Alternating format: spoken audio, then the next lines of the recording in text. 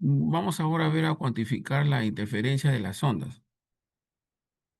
Ahí observamos en esta animación, ¿no? Dos ondas, son ondas superficiales son ondas mecánicas superficiales, es sobre una superficie líquida, ¿no? Ahí se puede observar, ¿no? Los dos patrones, las dos ondas que se superponen. En este caso, la interferencia que formamos es debido a dos ondas que tienen la misma amplitud y la misma frecuencia, ¿no? Y en general, pues si tenemos dos o más ondas que cumplen con estas condiciones, eso le podemos llamar interferencia, ¿no? Que pueden ser constructiva o destructiva. Aquí, ahí tenemos, ¿no? Eh, una animación sencilla, ¿no? Los vectores amarillos me indican la dirección de propagación y observamos zonas claras y zonas oscuras. Como la perturbación es armónica, ¿no? Entonces podemos sumar sus amplitudes dependiendo de sus posiciones, ¿no? En qué punto material del espacio nosotros queremos representar.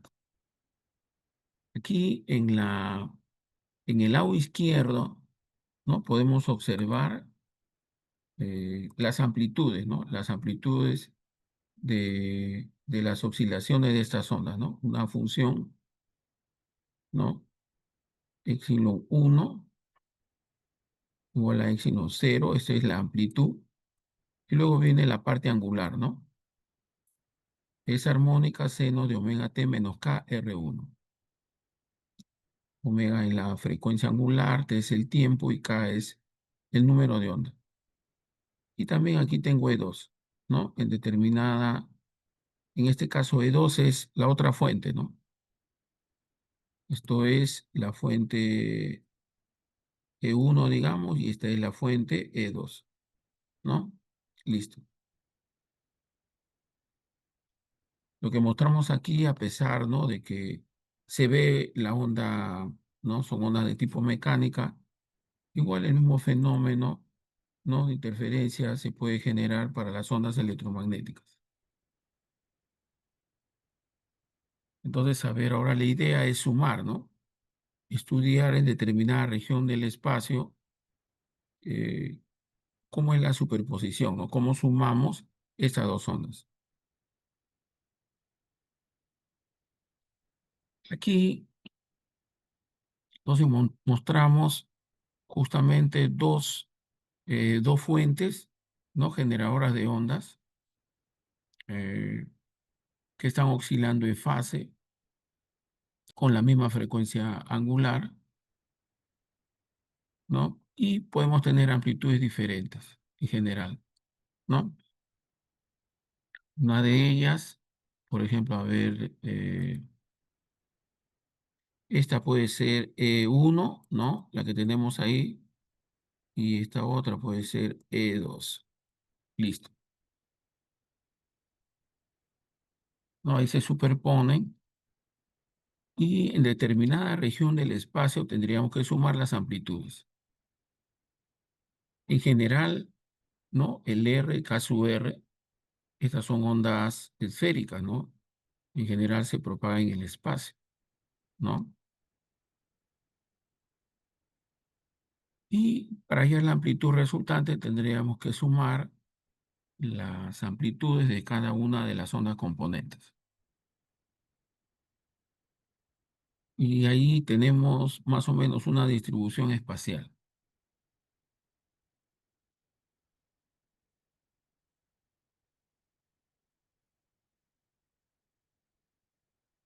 Ya está. Entonces, estas fuentes oscilan en fase y tienen la misma frecuencia.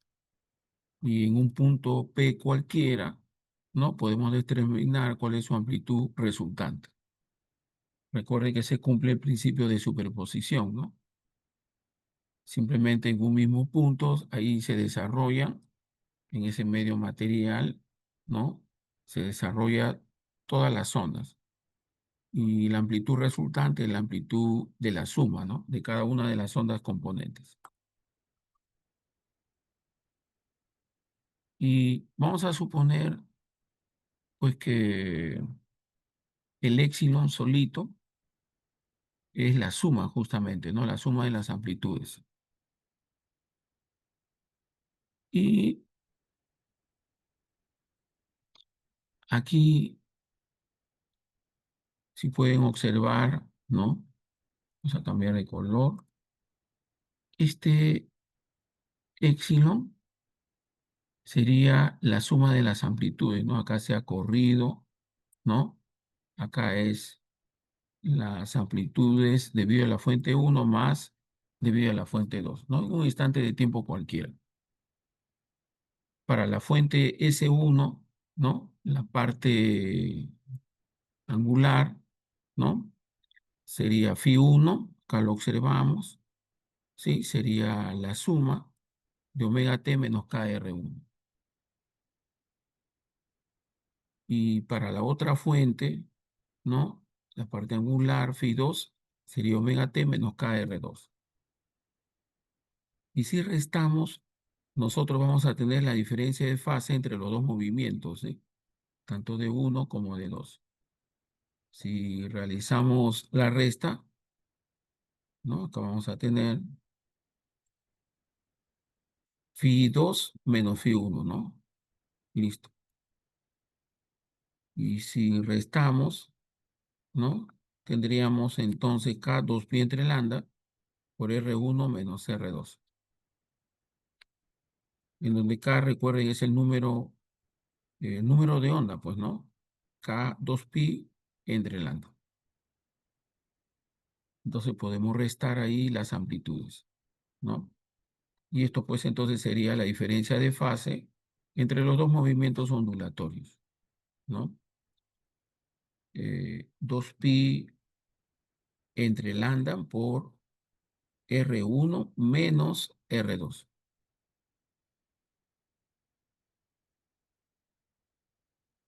¿Ya? Listo, borramos ahí mis garabatos y vamos a ver la siguiente diapositiva. Listo. Nosotros podemos representar, ¿no? Eh, digamos, las componentes de las amplitudes, ¿no? Instantáneas, ¿no? De cada onda, utilizando como lo que se llama un fasor, ¿no? O sea, un vector que rota, ¿no? Ahí pueden observar un vector que rota. Y el omega, lo que sería la frecuencia angular, sería equivalente a la velocidad angular de ese vector, ¿no? Entonces, eh, aquí, aquí está, ¿no? Eh, el I, ¿no? La componente a lo largo de I es la proyección del vector sobre el eje Y, ¿no? Eh, todo el ángulo, ¿sí? Sería este, ¿no? Sería el omega t menos el k por r. Acá está, ¿no? ¿No? Eso es el argumento, ¿no? De la función coseno. Todo esto, ¿no? Frecuencia angular por el tiempo menos k por r. Eso sería. Y ese sería el ángulo que forma este vector, el vector, vamos a cambiarle acá si quieren el vector verde, ¿no? Con el eje X. Y la proyección de esa componente nos va a dar la amplitud, ¿no? La amplitud que tenga la onda, ¿no? Pero sobre el eje Y, ¿no? Este es sobre el eje, el Y, ¿no? Es el ángulo que forma el I sub R, ¿no? Con el eje X. Ya está, ¿no? Cuando este vector, digamos, rota en sentido antihorario. Listo.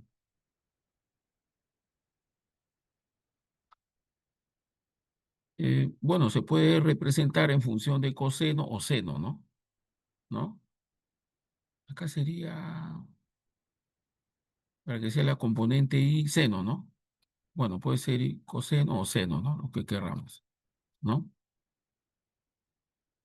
Pero sí podemos hallar la componente eh, de este vector a lo largo del eje Y, ¿no? Que sería esta componente.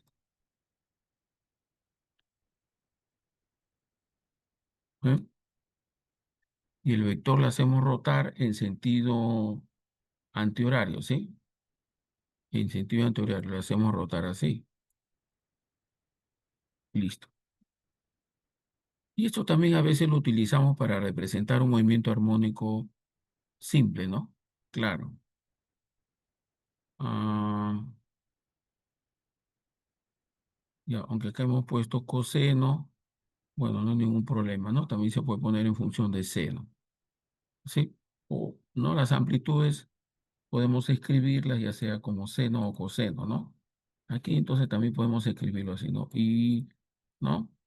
Igual a un I sub 0 seno, ¿no? ¿No? Seno de omega t, ¿no? Menos K por R. Listo, ya está. ¿No? No hay problema. Sí, es una forma también equivalente de representar, ¿no? La amplitud de una onda en función de estos vectores. Listo.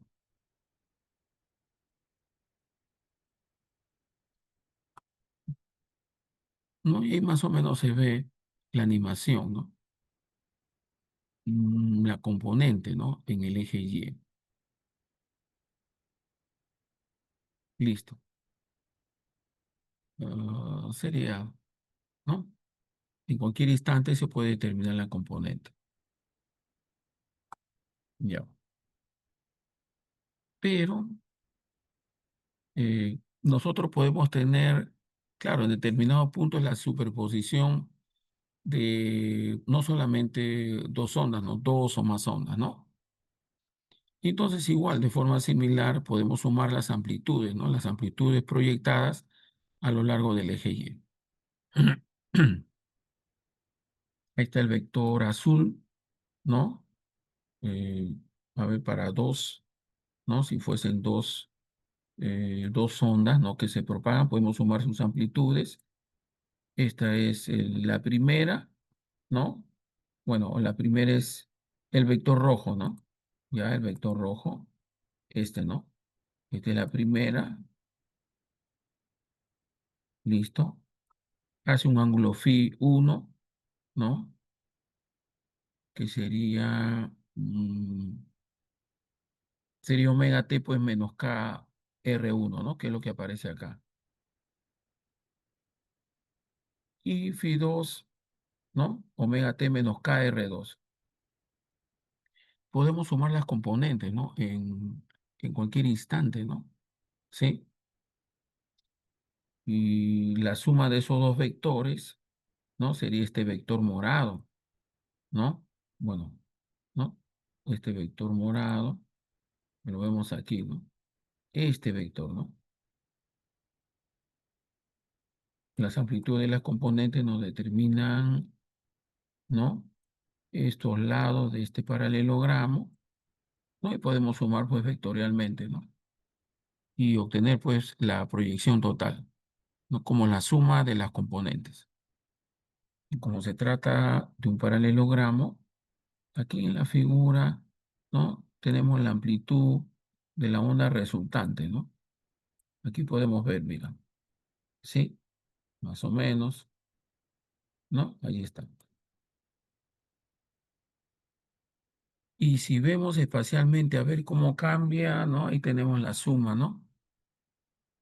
La curva morada nos da la suma de las amplitudes en cualquier instante, ¿no? Eh, la roja es la amplitud de la perturbación uno de la fuente uno, la azul es de las dos y la morada es la suma, ¿no? Listo. ¿Mm? Podemos mostrarlo así. Ya, seguimos. Y es una forma de representar, digamos, gráficamente, ¿no? Eh, Esto es también lo que se usa mucho para la suma de vectores en los circuitos RLC, ¿no? Los fasores, los famosos fasores. Seguimos. Aquí tenemos, ¿no? Ya, con mayor amplitud. Bueno, eh, aquí las dos fuentes tienen distinta amplitud. El vector azul me representa, ¿no? La magnitud del vector azul, la amplitud eh, de la fuente epsilon 1. Y el rojo era epsilon 1. Y bueno, cualquiera de los dos. Y el otro, el vector rojo, ¿no? Ahí están desfasados, ¿no? Se puede observar la diferencia de fase entre los dos, pero tienen la misma frecuencia angular, ¿no? Y se puede observar como en la suma, ¿no? Como la frecuencia angular es la misma, la diferencia de fase se va a conservar, ¿no? Por eso es que no cambia las dimensiones del vector morado, ¿no? Siempre va a ser la suma y vectorial de los dos. Listo. Y podemos determinar, a ver, la amplitud total, ¿no? Aquí nuevamente, a ver, jóvenes, si miramos la figura, ¿no? Aquí está la amplitud resultante, ¿no? De la suma de las dos. Ah, ¿qué sería esta, no? Esto es para cualquier punto del espacio, ¿no? Estas son las amplitudes de las ondas componentes y phi es la diferencia de fase entre las dos, ¿no? Este delta, perdón, que aparece acá. Y el éxito su cero es la amplitud, pues, eh, del pulso resultante en ese punto donde queremos calcular, ¿no? Este es el éxito su cero. Ya está. Evidentemente, la amplitud se va a encontrar entre la suma y la diferencia, ¿no? De de las máximas amplitudes de cada una de las componentes. O también los máximos y los mínimos podemos expresarlo así, ¿no? Cuando la diferencia de fase es 2 n pi, ¿no? Eh, es máxima. Y cuando es 2n más 1 por pi, eso es mínima, ¿no? No debe dar menos 1, ¿sí? Para obtener esta diferencia. Entonces, el delta que aparece aquí es 2 n pi, por lo que es lo mismo el coseno de ese delta es más 1, ¿no? Para si tuviese un máximo, ¿no? De los dos movimientos ondulatorios. Y en ese caso ahí sería la interferencia constructiva. Y para el otro caso, ¿no? La diferencia sería menos 1, entonces la interferencia sería destructiva.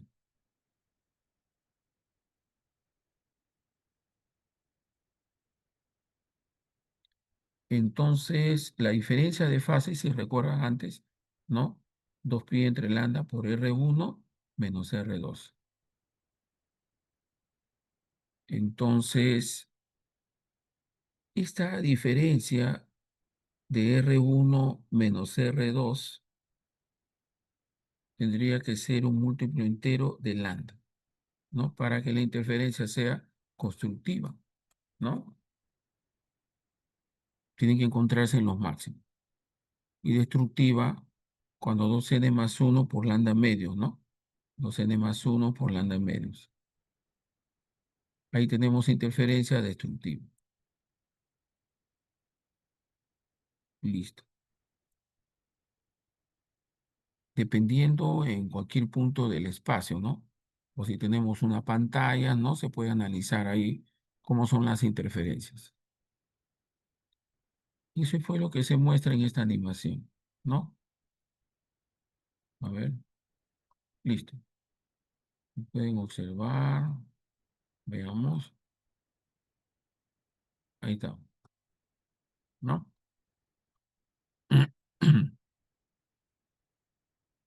Observen que el vector morado, ¿no? Que sería la suma de las amplitudes, se mantiene constante en módulo, ¿no? Y que existe una diferencia de fase entre las dos ondas, ¿no? Listo. ¿Alguna pregunta hasta aquí, jóvenes? ¿Alguna inquietud?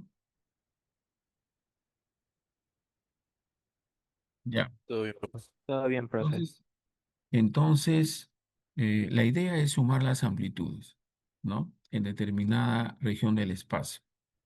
Eso es la idea.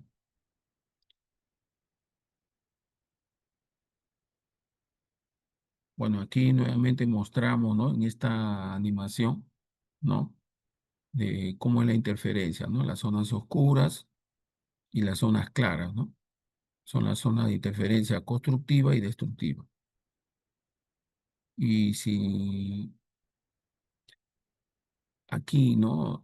Ahí se observa la superposición de dos fuentes que tienen la misma frecuencia y amplitud, ¿no? Por eso le llamamos interferencia.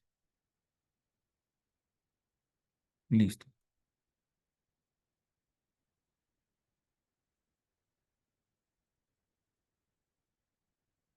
En este caso que estamos mostrando, las fuentes son coherentes, ¿no? Tienen la misma frecuencia, ¿no? Y el desfasaje entre las fuentes se mantiene constante, ¿no? Por eso que nos da, digamos, ese patrón, ¿no?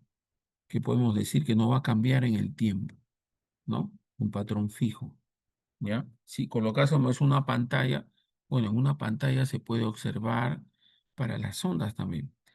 Es curioso, jóvenes, todo esto que vemos también se puede observar con la luz, ¿no? Eh, yo había dejado un trabajo muy sencillo, ¿no? El de nuevamente se lo voy a mencionar, el de la interferencia, ¿no? De la luz, el experimento de Thomas Young, ¿no? El experimento de doble rendija, ¿no? En realidad que es bien sencillo de poder observarlo, ¿no? Tal vez más sencillo que lo de las ondas mecánicas, ¿no? Porque ahí tú tendrías para ver esa superposición, por ejemplo, en el agua, ¿no? En un recipiente, dos fuentes que golpeen, ¿no? Un recipiente con agua que golpeen, ¿no? O sea, tú imagínate que esta es, a ver, de corte, no está en la superficie del agua y tendría que buscar un mecanismo, ¿no? Con un martillo así que golpee, ¿no? Esto sube y baja con la misma frecuencia simultáneamente, ¿no? Estos martillos, ¿no? Suben y bajan simultáneamente y me crea pues ese patrón. Pero esto se puede observar, yo pienso que con la luz es mucho más fácil, ¿no? Acuérdense de lo que yo les mencioné, ¿no? Yo les mencioné, ¿no? Es fácil, joven, muy sencillo, ¿no? En una caja de zapatos. Si no se puede ver en una caja de zapatos, yo creo que sí, porque la distancia es muy corta, pero como son ondas, por ejemplo, con láser, es posible, jóvenes, ¿no? Yo les dije, se puede observar uno, la difracción, ¿no? Y el otro, la interferencia, ¿no? aquí, no se olviden, una fuente láser aquí a la entrada, ¿no? Bueno, hay láser de luz verde, luz roja, que son los más comunes. Un láser de luz verde. Aquí una puerta a la entrada, una ventana. Y si tiene una ventana, acá vemos la difracción. Si tuviese dos ventanas, ¿no? Como aquí, dos ventanas, claro, ahora esto ya podría ser con una linterna, con un láser, salvo, ¿no? Entonces, esta ventanita se convierte en una fuente y aquí dos, ¿no? Y lo que vamos a tener aquí en la pantalla son zonas claras y zonas oscuras, ¿no? Eso es típico, pues, ¿no? De la interferencia, ¿no? De estas dos zonas. Si es un láser, digamos, son fuentes coherentes, ¿no? Monocromáticas, ¿no? Y se puede observar muy bien. Pero así no fuese, también con la luz solar se nota, ¿m? Con una fuente de linterna potente, ¿no? Sí se puede observar. Ya me hacen acordar a ver si puedo llevar un láser para observar la difracción, ¿no? En la interferencia ya necesitamos hacer esto, ¿no? Dos ventanitas, ¿no? Para que sean dos fuentes y observar cómo es la superposición aquí en la pantalla. ¿Ya? Listo.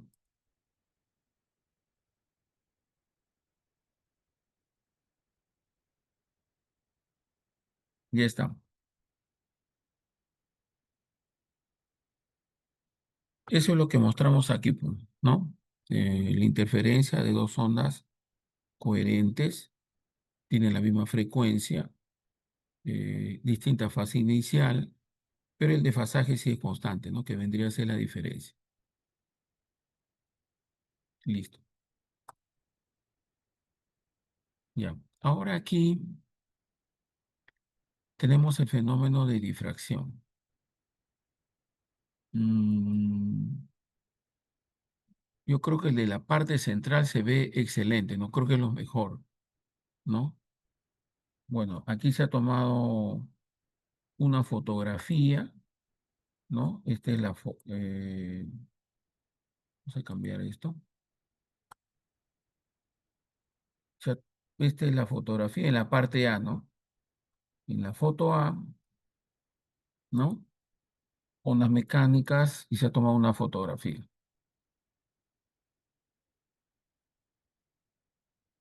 de la foto B y esta es la C. Listo. A ver qué tenemos. No, mira, el de la parte central es interesante, jóvenes. Claro, el fenómeno de difracción se manifiesta, ¿no? Principalmente cuando el obstáculo, ¿no? La abertura de la ventana es comparable pues con la longitud de la onda, ¿no? Que incide sobre ella, ¿no? Ahí se puede observar. En realidad es un experimento maravilloso. En la animación C hay dos fuentes, ¿no? Entonces yo tendría dos patrones de difracción que se convierten luego a la derecha en patrones de interferencia, ¿no? Y en la pantalla, ¿no? Que vemos ahí, ¿cuál es la pantalla? La pantalla que tenemos acá, a ver, esto se puede ver, jóvenes, ¿verdad? ¿Cuál es la pantalla? Esta es la pantalla que tenemos aquí al final, ¿no? Perdón. A ver, con color claro, ya. Esta. Esta es la pantalla. Ojo con rojo, a ver, jóvenes. Aquí, ¿no? Es como una pantalla, ¿no? Que aparece ahí al final, ¿no? Puedes observar las zonas oscuras, ¿no? Donde se anula, la suma de las amplitudes y las zonas claras, ¿no? Es interferencia constructiva y destructiva.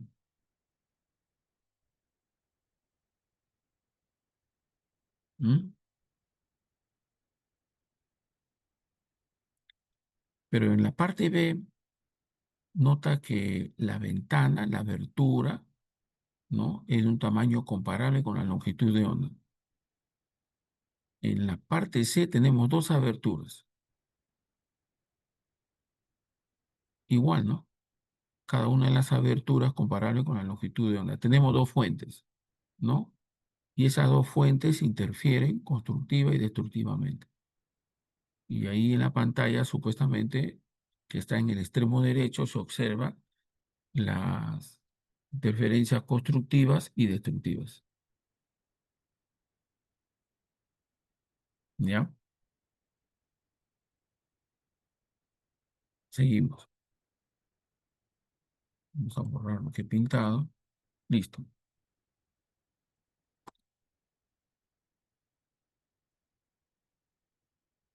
Ya. Así, los dibujos no están en escala, pues, ¿no? De hecho.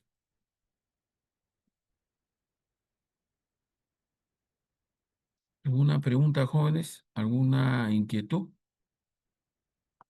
Estamos viendo ahí una muestra de lo que era la figura C, una muestra de difracción, ¿no? Teniendo yo dos fuentes y que interfieren, ¿no?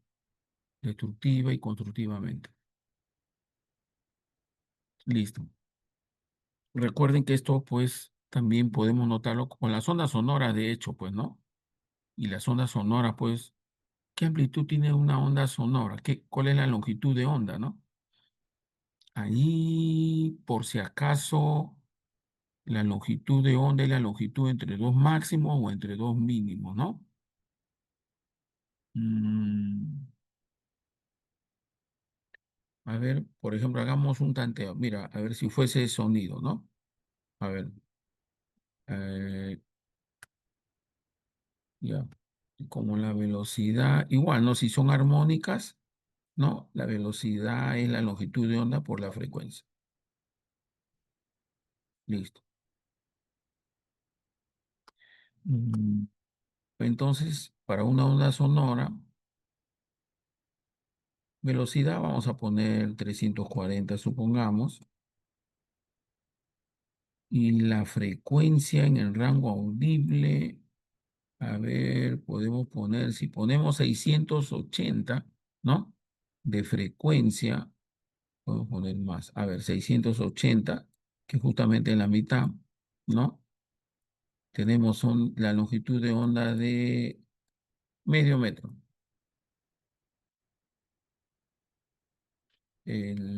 Podemos decir que el ancho de una puerta es de casi medio metro, ¿no? ¿No? Un poquito más.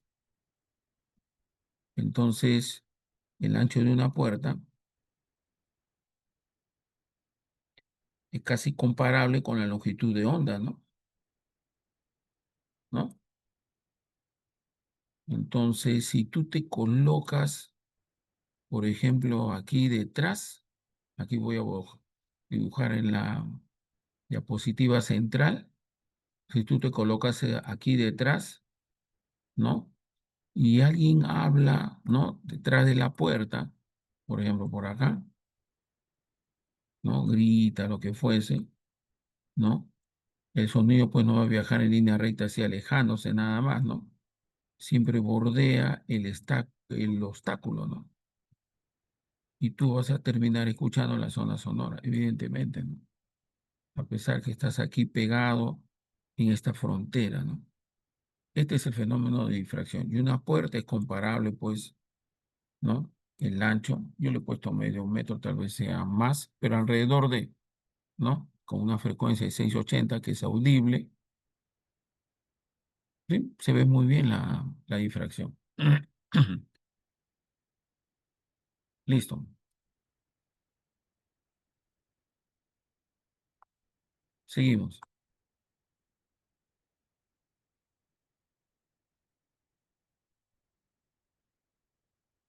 Ya.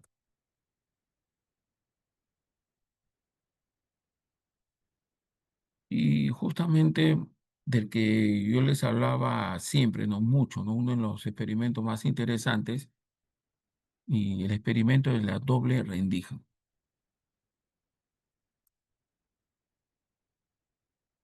Bueno, y yo creo que más fácil es generar este experimento con las ondas electromagnéticas que con las mecánicas, ¿no? Por las fuentes, ¿no?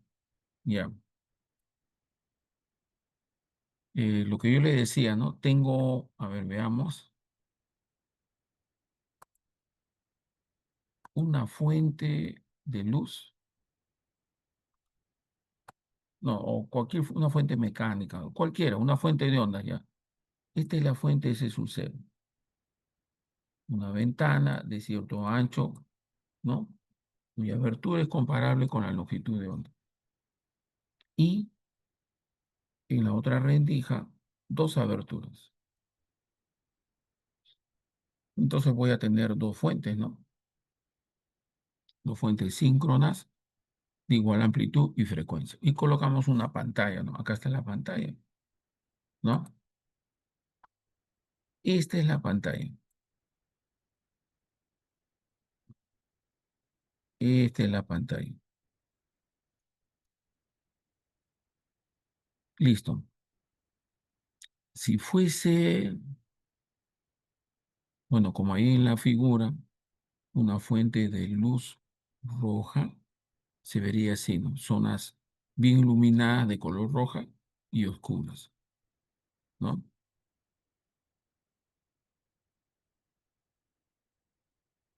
Ahí estamos.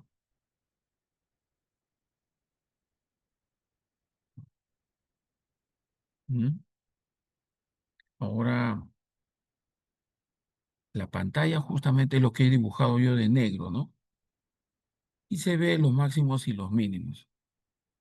Si hablamos de las ondas electromagnéticas, Juan, nuevamente repito, ojalá que lo veamos, pues, ¿no? En la parte presencial.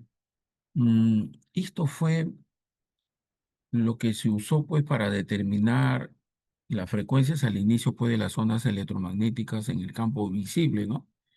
Porque el experimento de doble rendija ya se conocía, ¿no? Antes que Maxwell, ¿no? Eh, lance su publicación, ¿no? Sobre una teoría de los campos electromagnéticos en el cual ustedes se acordarán que él encuentra, pues, ¿no? Que la velocidad de la luz se puede determinar conociendo la constante de la permitividad eléctrica y magnética del medio, ¿no? Bueno, si está en el vacío, ¿no? Él había encontrado esto. Y curiosamente, este valor era pues el que tenía la luz en el vacío, ¿no? Fue así como él entonces, ¿no? Con duda pues encontró que parece que la luz es una onda electromagnética que se propaga a esta velocidad. Y cuando él opera este factor uno entre la raíz, ¿no? Encuentra pues que efectivamente corresponde a la velocidad de la luz. Pero la velocidad de la luz, que en esa época se tenía una sola medida, ¿no? La que había descubierto el astrónomo Romer, eh, observando pues los satélites de Júpiter, ¿no? En forma accidental encontró, ¿no? Una diferencia entre recuerden ustedes, saber jóvenes nada más, como una cuestión de curiosidad, ¿no? Júpiter tiene más de 20 satélites, de los cuales 4 de ellos son grandes, ¿no? Se ven desde la Tierra, bueno, con telescopio, ¿no?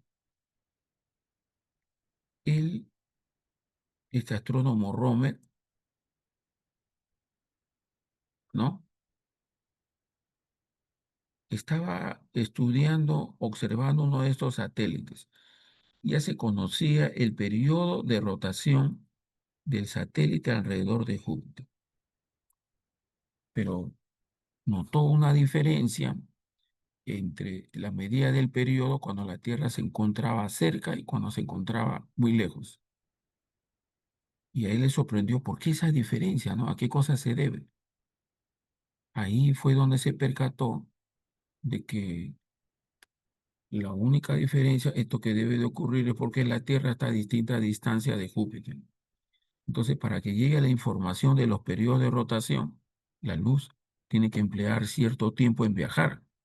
Y fue así como se obtuvo de manera casual la velocidad de la luz muy cercano al valor, no tan cercano, ¿no?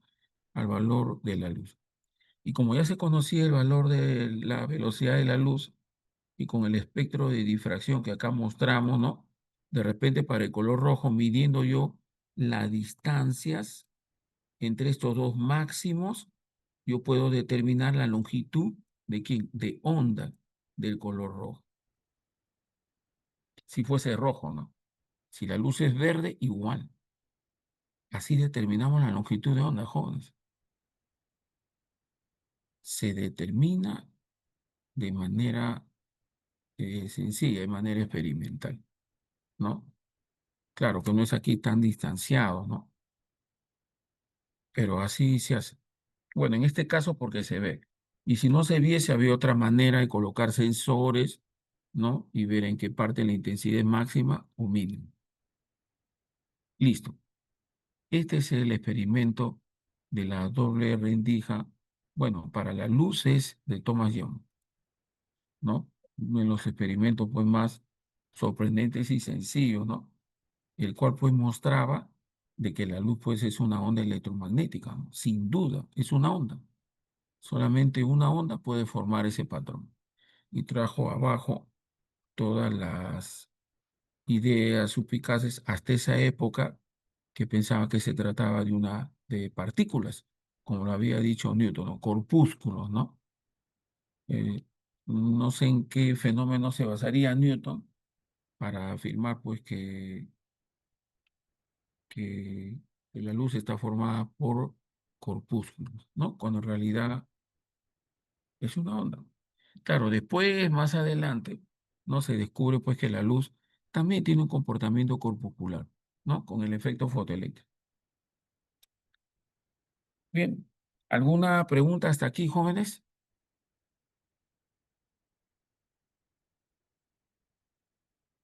Todo bien, profesor. Ya, seguimos, gracias. Y lo que se ve aquí como máximo, mínimo, ¿no? Es si fuese luz, lo que tenemos acá. Y así no fuese luz, si fuese una onda mecánica en el agua, ¿no? En el agua se observaría así, ¿no? Zonas oscuras y claras, ¿no? Eso que yo mostré antes, debajo de la fuente hay aquí, ¿no? Si fuese agua debajo de la fuente, debajo de toda, es una batea con agua y debajo hay luz, ¿no? Y se ve esas zonas oscuras y claras, ¿no? Claro, pero no es un fenómeno de difracción de la luz, ¿no? Es difracción de una onda mecánica, ¿no? Lo que está a la derecha también. Listo. Ahora veamos el cálculo, ¿ya? Entramos a la parte cuantitativa, ¿ya? Bueno, es geométrico, pues en realidad, ¿no? Y con aproximación, ¿ya? Y encontramos, pues, leyes interesantes, ¿no? Para la interferencia, pues, de estas ondas, ¿ya? Listo.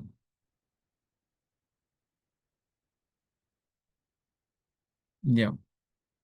Todo esto, por si acaso, se encuentra, está en el Alonso Film, está en el Sierra Semansky, ¿no?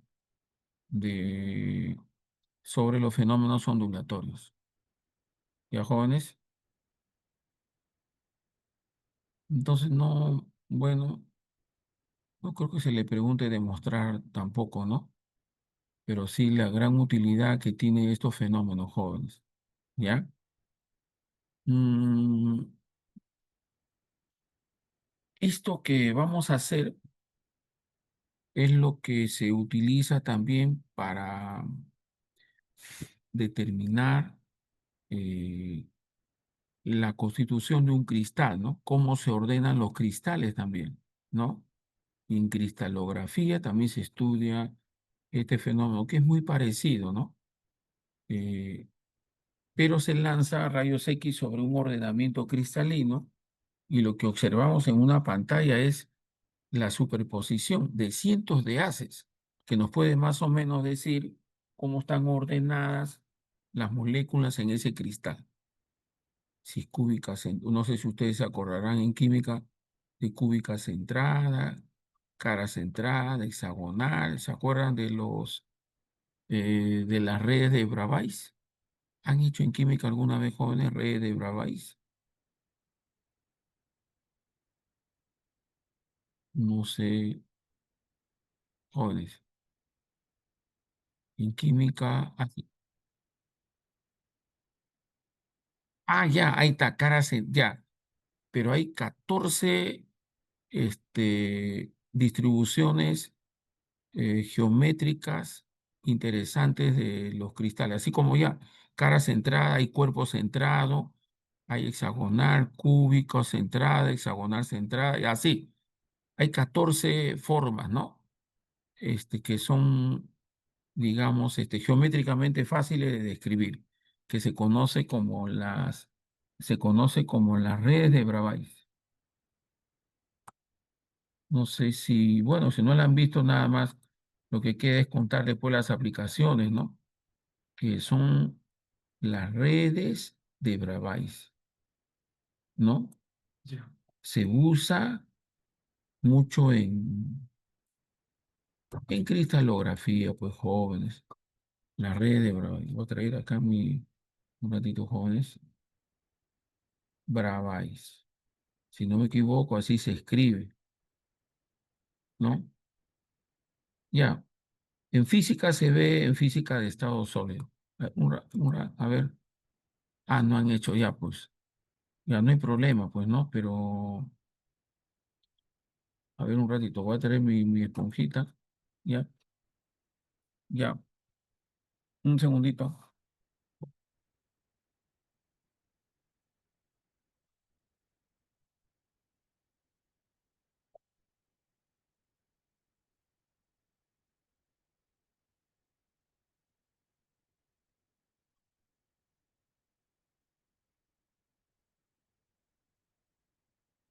Hay una especialidad en física que se llama la cristalografía, ¿no? Y claro, no se utiliza un haz de luz visible, ¿no? Generalmente se utiliza haces de luz, ¿no? Generalmente rayos X, pues, ¿no? Porque la distancia entre planos moleculares son el orden, la longitud de onda de los rayos X, ¿no? Entonces, para tener, digamos, una figura, una muestra de cómo es la distribución, ¿no? Se usa justamente rayos X y se obtiene, pues, un espectro, ¿no? De más o menos cómo es el ordenamiento. Y ahí donde se ve, como dicen ustedes, que es cara centrada, cuerpo centrado, todo eso, ¿no? Y esta es una, pues, de las aplicaciones más sencillas de lo que es la interferencia, ¿no? Y eso, pues, lo ven los cristalógrafos, ¿no? Eh, bueno, en ciencias, en realidad, quienes estudian cristalografía, no sé si los mineros que hacen análisis de muestras de minerales, los químicos también, por supuesto los físicos, y no sé si los ingenieros físicos tal vez, pero el físico sí, el físico ve eso, ¿no? Eh, Eso también, pues jóvenes, tiene pues mucha aplicación en la industria, ¿no?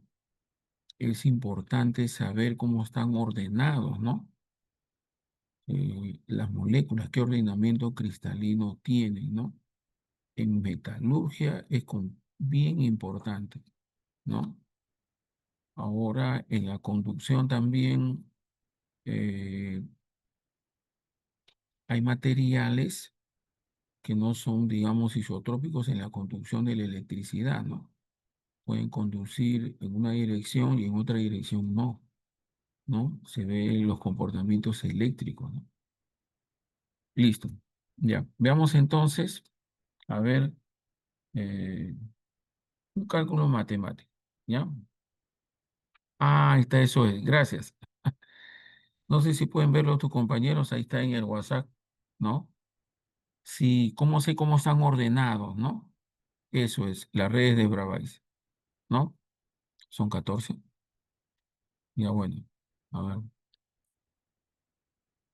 sí, no son 14. Justo me acordé, eso, ¿no? Sí, todos pueden ver eso, ¿no? Lo que está en el WhatsApp, ¿no? Ya, ya. Nosotros no estudiamos eso, pues, pero siquiera ya, la gran aplicación que tiene esto, ¿no? No con las ondas mecánicas, sino ya con rayos X, ¿no? Se obtiene más o menos la ubicación, ¿no? De los planos, ¿no? La formación, y eso sirve mucho en metalurgia y en la construcción de materiales jóvenes, cómo están, cómo se han unido, ¿no? ¿No? Y cómo deben de unirse, ¿no?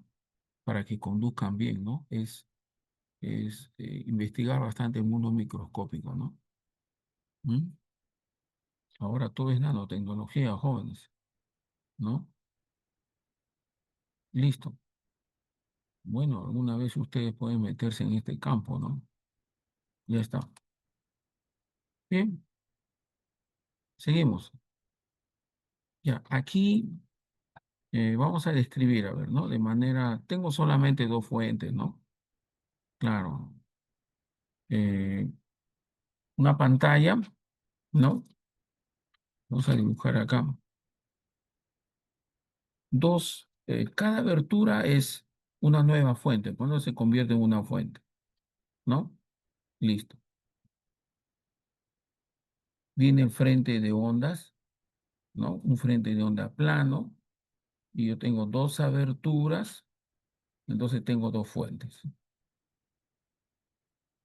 Y una pantalla que yo sospecho, ¿no? Que debe estar por acá la pantalla, no necesariamente, ¿no? Pero si yo quisiera saber, ¿no? Cómo llegan acá los rayos de luz, ¿no? Cómo interfieren, ¿no?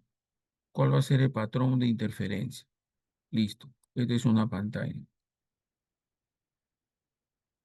¿no? Y se puede encontrar los máximos y mínimos y la separación. Ya está. Entonces quiero saber cómo son las amplitudes en el punto P. Entonces yo tengo dos fuentes separados una distancia A.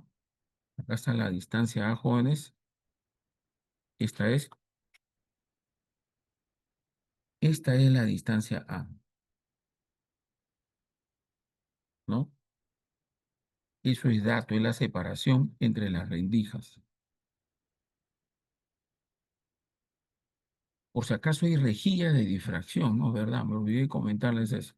Ya. Mm, y la distancia A es pequeña comparada con la distancia de las fuentes a la pantalla, ¿no? Esta es la pantalla, ¿no? Aquí va la pantalla, ¿no? Esa es la pantalla. Listo. Estudiemos a ver geométricamente qué patrón vamos a obtener aquí en la pantalla. Sabemos que la amplitud resultante lo podemos escribir así, ¿no? Factorizamos, ¿no es cierto? ¿No? Y yo tendría esto, hicimos un cero por la raíz de 2, ¿no? ¿No? Ah, aquí una cosita. Eh, esta L, ¿no? Esta L que tengo aquí, vamos a correr esto por acá. Esta L que yo tengo aquí es mucho mayor que A, ¿no? Y entonces aproximadamente la suma de las amplitudes lo podemos expresar así, ¿no? ¿Se acuerdan que aquí era suma, ¿no? Suma de cuadrados. Ya. Eh, las dos, las dos fuentes tienen la misma amplitud, ¿no? Son coherentes en la misma frecuencia, ¿no? Entonces, podemos factorizar ese un cero al cuadrado, ¿no? Y aproximar. Y la raíz cuadrada eh, de 2 por uno más coseno delta, ¿no? Esto podemos aproximarlo al coseno delta sobre 2. Veamos eso por aquí, ¿ya? A ver, borramos esto. Aquí voy a borrar acá los garabatos que he puesto. Ya, listo. Primero empezamos, a ver. Eh, Aquí ya está trazado la geometría, ¿no? Que es la geometría fundamental, ¿no? El punto P es el punto que nosotros vamos a estudiar, ¿no? ¿Cómo es la suma de las amplitudes ahí? Entonces, más o menos con esa condición de que L es mucho mayor que A, yo de la fuente C2 bajo una perpendicular a R1 y el pedacito que me queda aproximadamente es R1 menos R2, ¿no? Claro.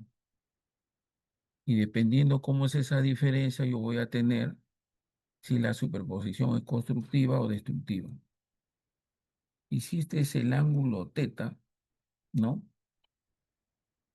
Y esto es 90 menos teta, ¿no?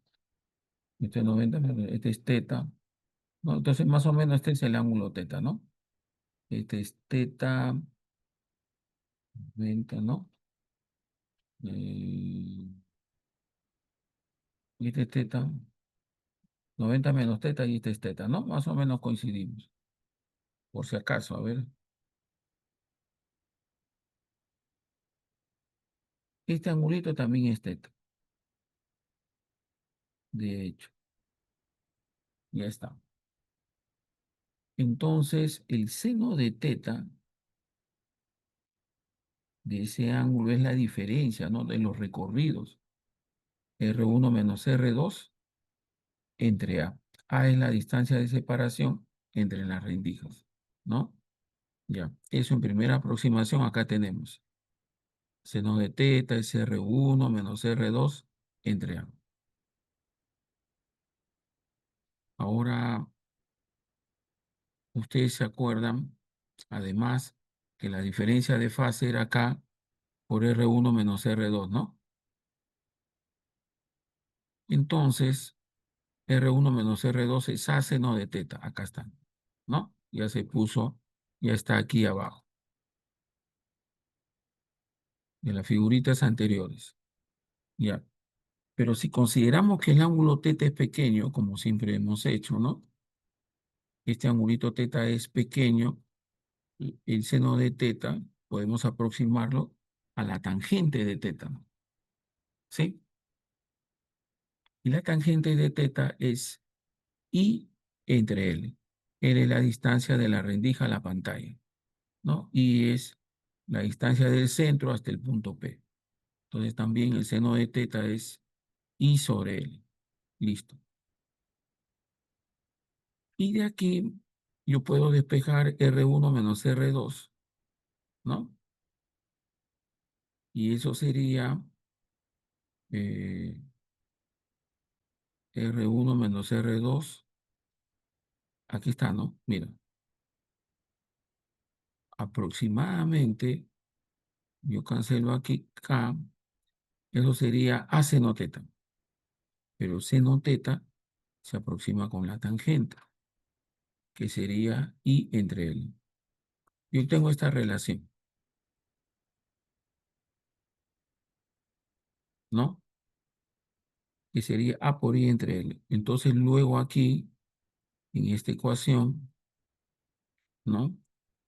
El K por R1 entre R2, que es K por A seno de teta.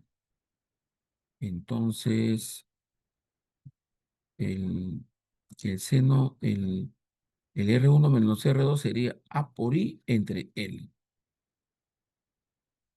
Entonces aquí el delta, que es K por R1 menos R2, el K que es 2pi sobre el lambda por A seno teta. Pero el seno teta es la tangente, que sería I entre L. Y por A me quedaría así. Y obtendría yo el delta, la diferencia de fase, miren, ¿no? Ahora sería geométrico. Sería 2pi eh, por A por I entre I por L. Ya. L es la distancia de la pantalla a la rejilla. A es la distancia entre las ventanas. Y es la posición central hasta el punto P, ¿no? Ya, todos esos datos ya los conocemos. Listo. Y eso sería la diferencia de fase. Seguimos. Vamos a borrar esto.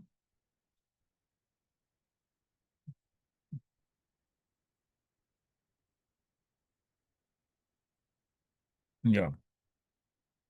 Entonces ya conozco la diferencia de fase. Acá estamos, ¿no? 2pi por A entre I, 2pi por A por I, entre lambda por L. Seguimos.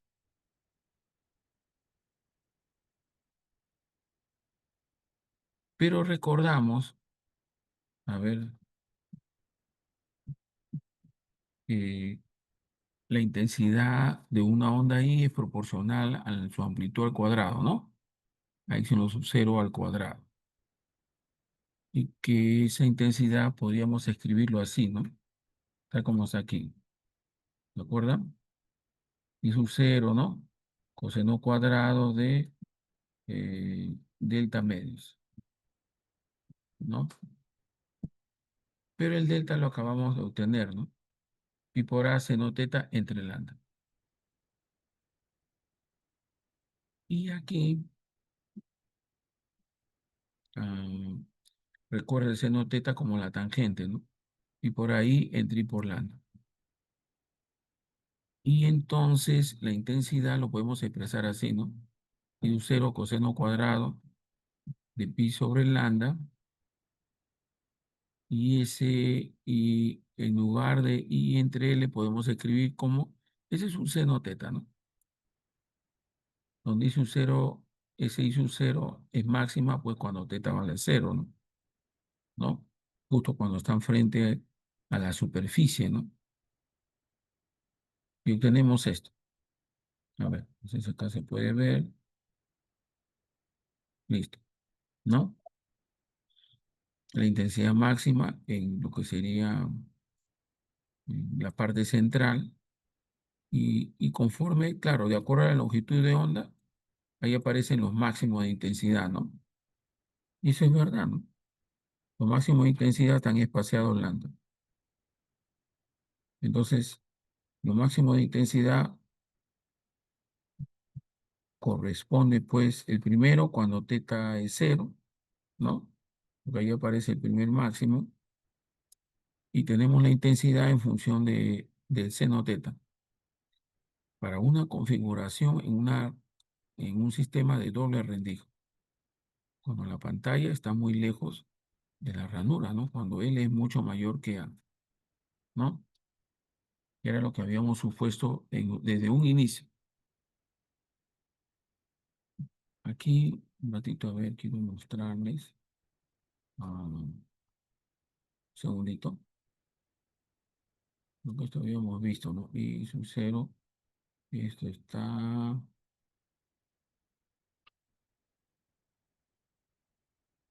Allá, ¿no? Ya conocemos la fase seguida, hasta ahí está, ¿no? 2pi ahí, entre I por L. Listo. Y obtenemos, pues, entonces que los máximos, entonces. El primer máximo es que está frente a la pantalla, ¿no? Lo que sería para x igual a cero, luego para x igual a lambda, 2 lambda, así tenemos los múltiplos, ¿no? O NL entre A, ¿no? Para los sí igual a NL entre A, ¿no? Donde teta va a ser cero. ¿no? Según esta expresión, aquí, ¿no? O, ¿no? A n teta igual a n lambda o I igual a n por L entre A por lambda. Eso nos va a dar estos picos, ¿no? Estos picos que vemos aquí, lo que veríamos pues en la pantalla, ¿no? Listo, los máximos de interferencia, ¿no? Donde las intensidades pues tienen que ser máximas también. Listo,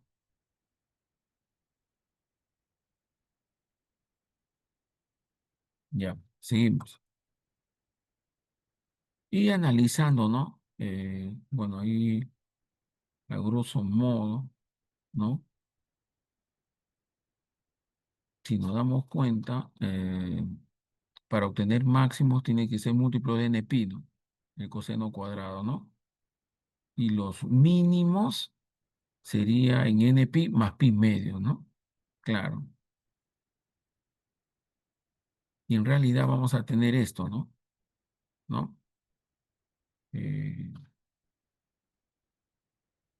sería pi, ¿no? Acá podemos ver en este borrador, ¿no? En qué puntos tenemos los máximos y mínimos. Esta es la función coseno cuadrado. ¿M? Pi, 2pi, ¿no? Ya. Pero esto es lo mismo que yo coloque así, ¿no? Pi medio por 2n más 1. Y nosotros habíamos encontrado, ¿no? Esto implicaría entonces que pi por a, que pi por a seno teta, ¿no? Que es lo que aparece aquí adentro, pi por a seno teta entre lambda, ¿no? Para que sean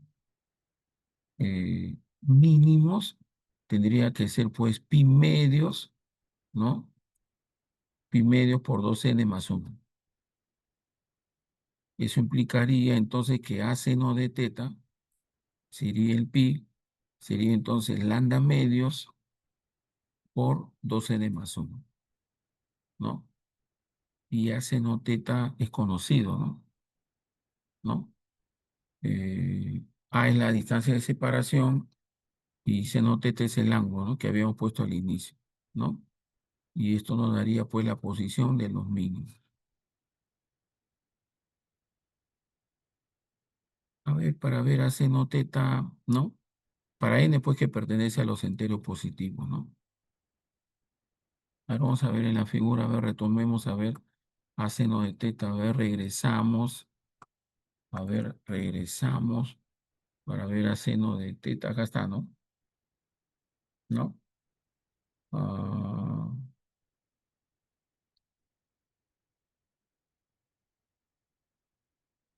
ahí está, ¿no? Esto es A y este es el ángulo teta, ¿no? Y de la figura, ¿no? Esto es teta, ¿no? Listo. El seno de teta también es sí entre L, ¿no? ¿No? El seno de teta es I entre L, pero también es seno de teta R1 menos R2 entre A, ¿no?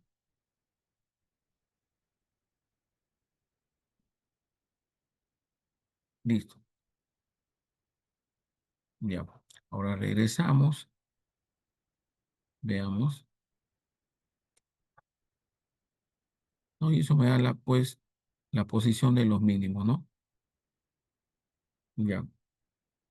Eh, ese seno teta, entonces, es sí entre L, ¿no? Yo debo conocer, para saber la posición, ¿no? L es la distancia de las ventanas hacia la pantalla, ¿no? ¿No? El seno de teta, ¿no? Y yo puedo obtener entonces los mínimos, ¿no? En las zonas oscuras en la pantalla. ¿Listo? Ya, bueno, ahí lo he dejado así en borrador, ¿no? Ya, pero aquí tenemos lo que nos interesa.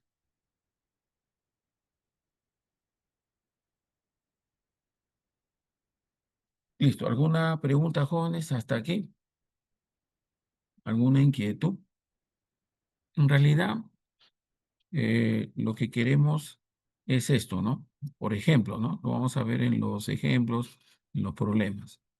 Mira, vamos a borrar.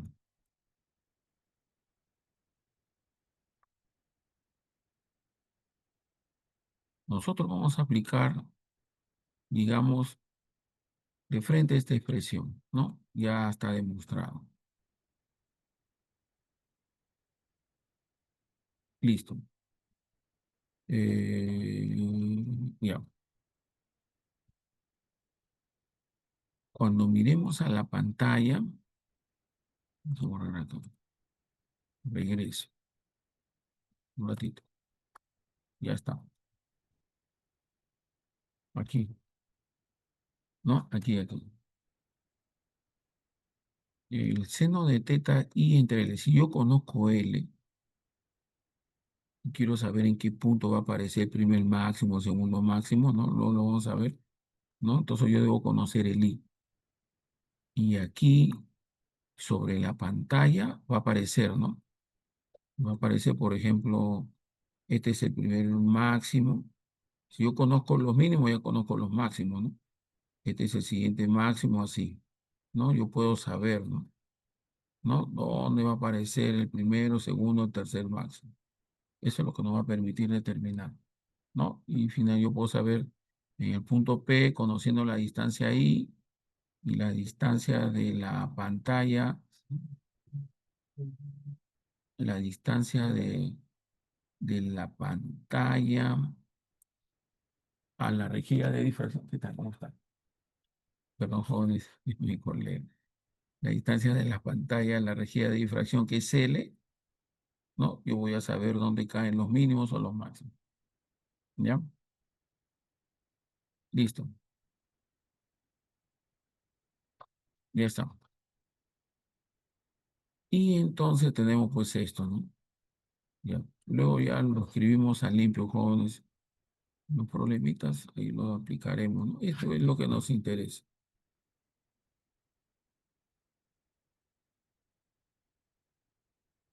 Listo.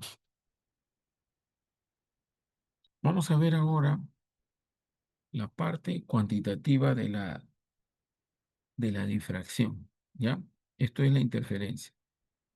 Ahora veamos la difracción. ¿Alguna pregunta, jóvenes?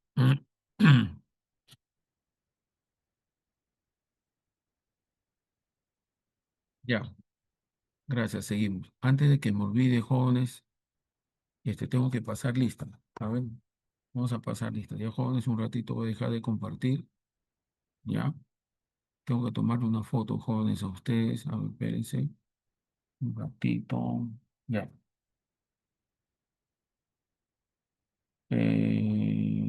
Lista primero. Vamos a dejar de presentar. Ya, un segundito, ¿ya? Un ratito. Ya. Mm,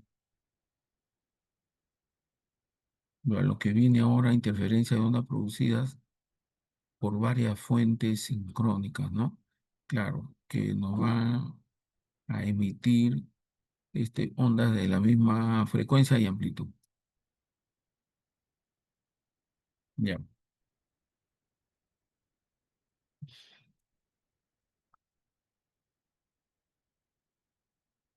Ya, un segundito. Ya, luego seguimos. Mm,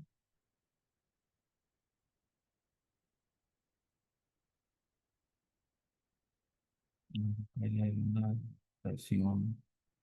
No, no podemos hablar, ¿no? Ya.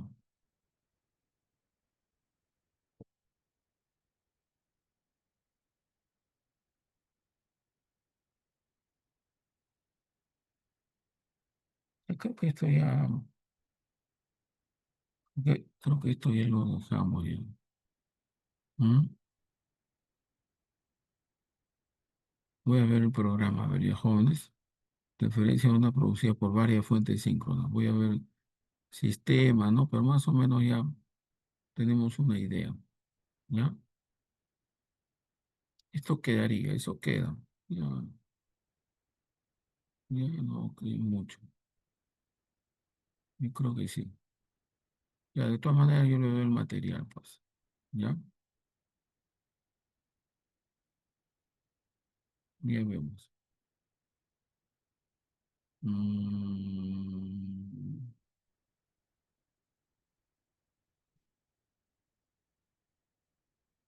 para antenas, esto queda pendiente mejor. ¿Ya? Yo le envío este material, lo tienen, creo que ya les envié, ¿no? Ya, vamos a pasar lista, jóvenes, antes que me olvide. A ver, vamos a compartir pantalla. Veamos entonces ahora. Mm, acá estamos.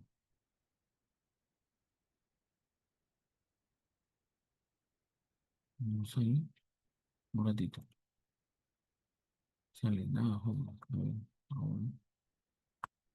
Ya,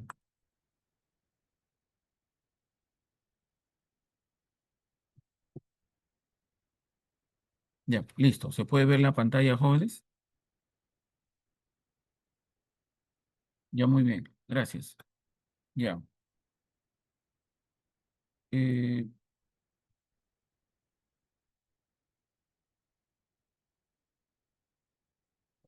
ya. A ver, recordemos esto de las ondas estacionarias, ¿no? Y bien es cierto, lo tocamos, ha ido más al inicio, ¿no? Eh, cuando hicimos función de onda armónica viajera, ¿no? Ha ido más nosotros abordamos, ¿sí? Y no fue tema, ¿no? No se tocó como tema en la primera práctica ni la segunda. No, no, no lo pusimos de tema, ¿no? Pero nosotros ya lo habíamos tocado, no hay problema. Recordemos el principio de superposición nuevamente, ¿no? Eh, decimos en este principio que en un mismo medio material, dos o más ondas pueden desarrollarse simultáneamente. Y la propiedad es que se suman sus amplitudes, ¿no? Y puedo obtener así una onda resultante. ¿Cómo formamos las ondas estacionarias en una cuerda? Empezamos en una cuerda tensa, ¿no? Que es el caso en una dimensión, ¿no? Tal como aparece aquí. Voy a hacer un garabato, jóvenes, permítanme. La animación yo les entregué, ¿no? Ustedes la tienen, creo, está en las primeras diapositivas. Imaginemos acá un costadito nada más. Para formar ondas estacionarias, yo debo de tener dos ondas con igual amplitud y frecuencia que viajan en sentidos contrarios, ¿no? Que pueden sobre estas que les muestro aquí, ¿no? Entonces tengo ondas armónicas, una viaja, digamos, hacia la derecha, ¿no? Y otra viaja hacia la izquierda, perdón, ¿no? ¿Qué es esto? Esto es lo que tenemos. Listo. En donde la función de onda que viaja hacia la izquierda es esta, ¿no? Y la función de onda que viaja hacia la derecha es esta, ¿no? Ya. Pero para tener ondas estacionarias en una cuerda deberán de tener la misma amplitud. Este y prima, a pesar que aparece ahí, en principio las amplitudes deben ser idénticas. Si seguimos el principio de superposición, ¿no? La onda estacionaria será pues la suma, ¿no? Claro, la suma de las amplitudes de ambas ondas. La incidente, ¿no? La que viaja a la derecha y la que viaja a la izquierda. Repito, dos ondas de igual amplitud y frecuencia que tienen sentido contrario, ¿no? Y se desplazan con la misma velocidad porque lo hacen pues sobre la misma cuerda, que es la onda I1 más la onda I2, ¿no? Listo. El resultado es que nos da pues la suma de las amplitudes, ¿no? Eh, I1 más I2, si la suma lo pasamos a producto, daría esto, ¿no? Dos veces A, seno de KX, ¿no? Por el coseno de omega t, por el coseno de omega t. Listo, ¿no? Y a esto nosotros le llamamos pues la función de onda estacionaria, ¿no? Yo sumo estas dos ondas de igual amplitud y frecuencia y me da pues las ondas estacionarias. Listo. Esta es la función de onda estacionaria de cualquier modo, ¿no? Puede ser del primer armónico, del segundo, del tercero, del cuarto, lo que fuese, ¿no? Nos da. Y cualquier función de onda armónica estacionaria puede ser descrita pues por esa función. Recordemos aquí, a ver, al costadito nada más, el primer armónico, ¿no? A ver, el primer armónico, a ver, puedo dibujarlo así, ¿no? Una cuerda roja. Este es el primer armónico, ¿no? Listo, ya está. El segundo armónico, lo voy a dibujar acá al costadito, ¿no? Bueno, este puede ser el segundo armónico para una onda estacionaria que se desplaza por la misma cuerda, ¿no? En sentido contrario, más o menos, ¿no? Bueno, este es el segundo armónico. Listo. En donde la amplitud de los puntos de la cuerda del medio material por donde se propagan estas dos ondas simultáneamente, la amplitud es todo esto, ¿no? 2A por el seno de K por X. Y la parte angular es esta, ¿no? Coseno omega t. ¿Qué cosa quiere decir si yo quiero saber la amplitud? Mira, todos los puntos, analicemos el primer armónico que lo tengo aquí. Todos los puntos de esta cuerda nos van a oscilar con la misma amplitud. Por ejemplo, este punto oscila con una amplitud que vale 2A. Entonces, 2A es hasta la posición de equilibrio, ¿no? Claro, oscilan con máxima amplitud, cuya amplitud es 2A. Pero todos no van a tener esa amplitud 2A. ¿De qué cosa va a depender la amplitud de sus oscilaciones? Del X. ¿Cuál X? Este X. ¿En qué posición se va a encontrar? Si yo quiero saber cuánto es la amplitud de determinada punto material de la cuerda ubicada a una distancia X, cualquiera, nada más lo único que tengo que reemplazar es para obtener la amplitud de este punto, porque este punto sube y baja, pero con otra amplitud. ¿Con qué amplitud? La amplitud de ese punto azul es así. Acá voy a escribir a un costadito nomás. La amplitud de ese punto azul es esto. Dos veces A, ¿no? Seno K, que es el número de onda, que es el mismo para las dos, por X. Tendría K, perdón, acá viene K, pero por X. Esto es K, el número de onda, y el X, la posición, ¿no? A lo largo de la cuerda que hemos escogido. Listo, y así yo voy a obtener la amplitud de las oscilaciones para ese punto. Vamos, listo. Entonces oscilan con distinta amplitud. Y aquí, en esta figura que se ha puesto, le voy a colocar aquí una pared, ¿no? Tengo una cuerda que está oscilando. ¿Cuántos bucles hay? Bucle Le llaman bucle, los libros antiguos de física, esto le llaman bucle, ¿no? Uno, dos, tres, cuatro. Oscila en el cuarto armónico. En este cuarto armónico, aquí tenemos cuántos eh, antinodos. Un antinodo, dos, tres y cuatro. Los antinodos son los puntos de la onda estacionaria que oscilan con máxima amplitud, con una amplitud de 2A. En este modo de oscilación, vemos que va a haber puntos que no oscilan. Esos puntos son estos, los nodos. Para esta onda que oscila en el cuarto armónico, yo tengo, ¿cuántos nodos? Tengo uno, dos, tres, cuatro, cinco. El número de nodos es 5. Y el número de antinodos, ¿no? Acá los pinté. Uno, dos, tres, cuatro. Ese es el número de antinodos. La distancia entre dos nodos es lambda medios, ¿no? Lambda medios.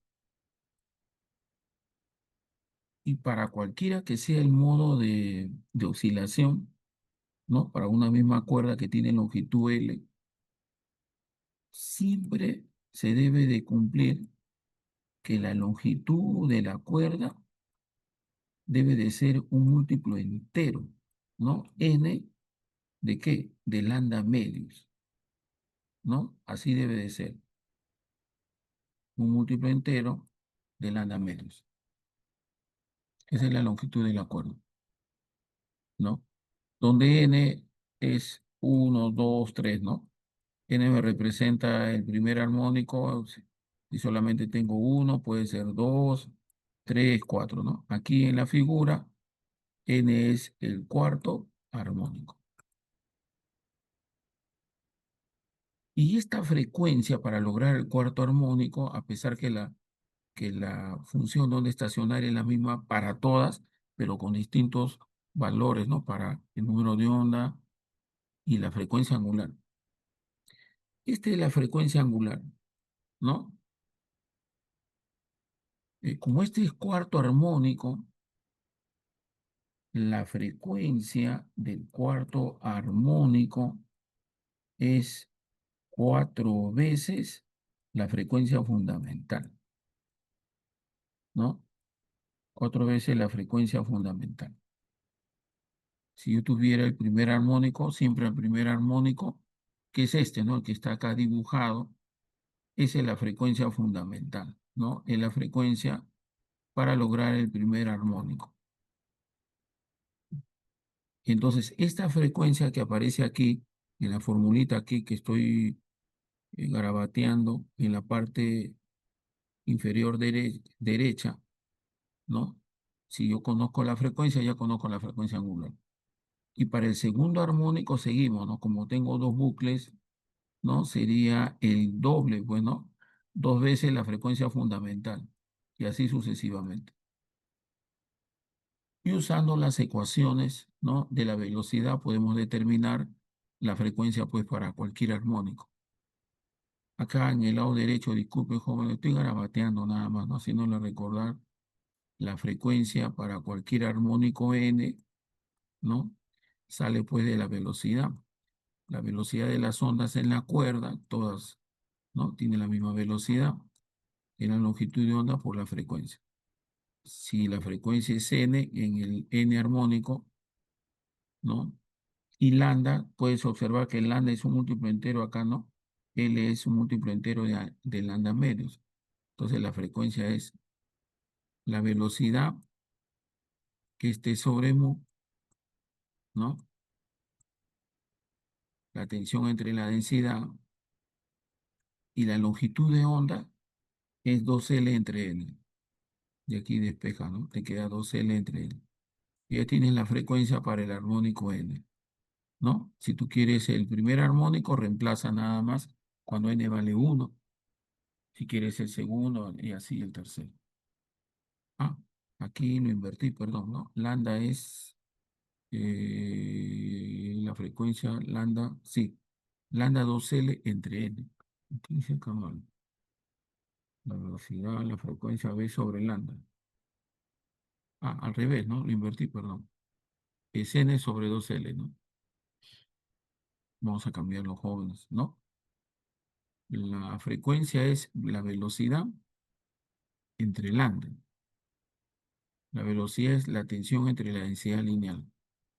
Y lambda que va abajo es 2L entre N. Perdón, jóvenes, entonces acá lo invertimos. Listo. Y coloco, ¿no? Eh, N sobre 2L. Bueno, listo, ahora sí. Me decía aquí, ya está. Porque la frecuencia de los armónicos va aumentando, ¿no? El primer armónico es la fundamental. El segundo, el doble, el tercero, así, sucesivamente, ¿no? Esto es entonces el caso para las ondas estacionarias unidimensionales en una cuerda tensa. Ya, vamos a ver el limpio, ¿no? A ver, el limpio está en la siguiente diapositiva, ¿ya? Luego vamos a ver los ejemplos, ¿sí? Ya, a ver, borramos, ¿no? Pasamos a la otra diapositiva y borramos, ¿ya? Sí, lo tenemos en la diapositiva, las expresiones, las formulitas, ¿ya? De las ondas estacionarias. Vamos a borrar, jóvenes, a ver, para pasar a la otra diapositiva. Listo. Ya, veamos acá. Si seguimos, ¿no? Ahí está, ¿no? Suma, se pasa a producto y obtenemos la función de onda armónica. Acá está, mira, ¿no? ¿Qué es esta, pues, jóvenes? Acá está, ¿no? 2 seno K por X omega T. Esta es la función de onda estacionaria. ¿Sí? Ya está. Listo. Y ahí puedes observar la amplitud. Acá está el limpio, ¿no? Esto es la amplitud. Claro, la amplitud va a ser cero en los nodos, ¿no? En estos puntos que no vibran, ¿no? Qué fácil verlos en una gráfica, ¿no? Que más que en las ecuaciones, ¿no? Ahí se puede ver. Estos son los nodos, ¿no? Listo, ¿no? Más o menos. En realidad lo que se debe de observar es eso, ¿no? Cuando una parte de la onda está arriba y la otra abajo, ¿no? Pero a veces es tan rápido que lo vemos que forma bucles, ¿no? Como bucles, profe. O sea, lo que vemos es que forman esto, ¿no? En realidad lo que vemos es esto, ¿no? Claro, como es tan rápido, vemos esto, ¿no? Como si fuese así, como que si la cuerda estuviese arriba y abajo simultáneamente, ¿no? Pero no es tan rápido que da la apariencia. Y lo que vemos, lo que debe de ocurrir en realidad es esto, ¿no? Aquí lo vemos, ¿no? Eso es lo que vemos. Eso es lo que hace el acuerdo. ¿Sí? Ya está.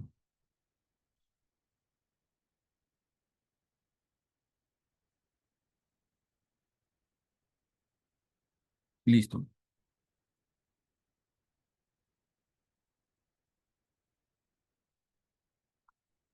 Seguimos. Y aquí es como en realidad se ve pues la oscilación, ¿no? Si tenemos buena vista, vemos esto, ¿no? La primera es la forma como oscila una onda estacionaria en el primer armónico, ¿no? La siguiente es en el segundo, ¿no? Y así, tercero y cuarto. Y de hecho va aumentando la frecuencia, ¿no? En el primer armónico una frecuencia F, en el segundo el doble, en el tercero el triple y en el cuarto pues tenemos el cuádruple de la frecuencia.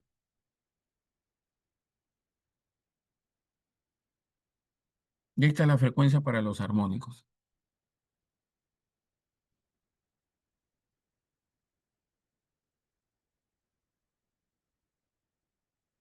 Ya, luego vemos la otra parte.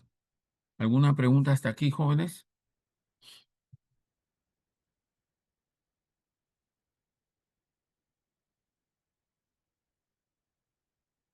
Ya. Bien, jóvenes, nos ha ganado el tiempo. Aquí nos vamos a quedar. Ya, si tuvieran alguna pregunta, alguna inquietud,